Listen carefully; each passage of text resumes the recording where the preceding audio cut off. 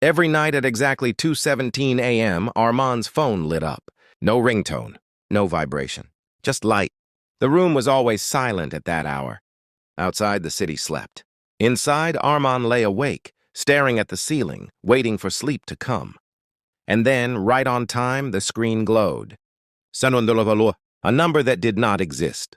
The first time it happened, Armand ignored it. He thought it was a phone bug. Phones did strange things sometimes. He turned the screen face down and closed his eyes. But the phone kept ringing. Not loudly, not aggressively, just patiently. When it finally stopped, Armand felt more disturbed than relieved. The second night, the call came again. Same time, same number. This time, Armand sat up in bed. He stared at the screen for a long time. His heart beat faster than usual. He told himself not to be stupid. It was just technology. He declined the call. The third night, the phone rang again. Armand answered. There was silence. For a moment, he thought the call had failed. Then he heard breathing. Slow. Calm. Like someone standing very close. "Hello?" Armand whispered. Nothing. Then a voice spoke. Low. Steady. Familiar in a strange way. "You shouldn't ignore me." The call ended. Armand didn't sleep after that. He spent the rest of the night scrolling through forums, searching for answers.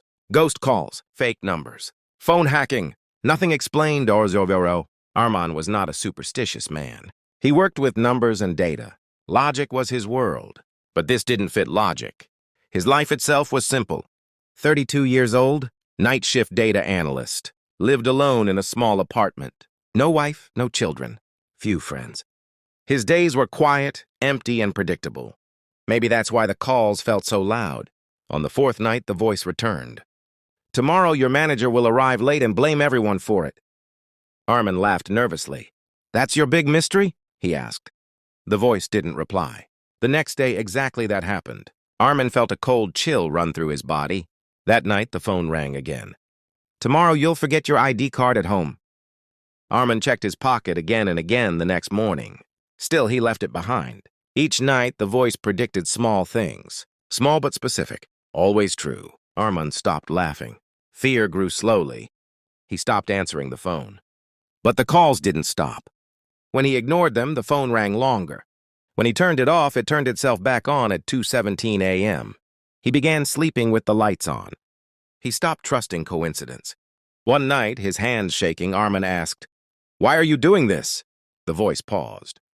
"Because you are walking towards something you don't see." "What?" Armand asked. The answer came quietly. "Your end." Those words stayed with him. Armand began to notice how empty his life felt. How every day looked the same. How little he cared about tomorrow. He told himself he was fine. But deep inside, something cracked. Then one night, the voice said the sentence that broke him. "Tomorrow you will almost die." Armand didn't ask questions. He panicked. The next day, Armand stayed home. He didn't go to work. He unplugged everything. He avoided cooking. He avoided windows. He avoided everything that felt dangerous. Hours passed. Nothing happened. By evening, Armand laughed weakly. "You were wrong," he whispered. Then he smelled gas. The explosion came without warning. Fire, smoke, pain. Armand fell to the floor, choking. His vision blurred. His body felt heavy. Then his phone rang. Through smoke and panic, the screen glowed. The voice screamed, "Roll left, now!" Armand rolled. A heavy beam crashed down where his head had been. Neighbors broke in. Hands grabbed him. Air rushed into his lungs. He survived.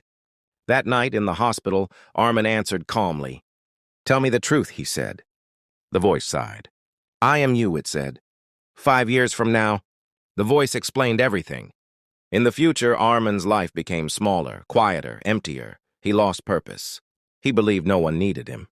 One night, he chose to end his life. Before that moment, he found a way to send calls back in time. Not to change the world, just to save himself.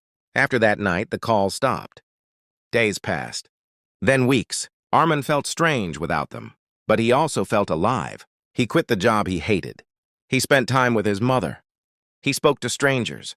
He helped when he could. Life slowly changed. Years passed. One night at 2:17 a.m., Armand's phone rang. A normal number, he answered, and softly said, "You shouldn't ignore me. Final message. Sometimes the voice that saves your life is not a stranger. It is the future you begging you to choose life."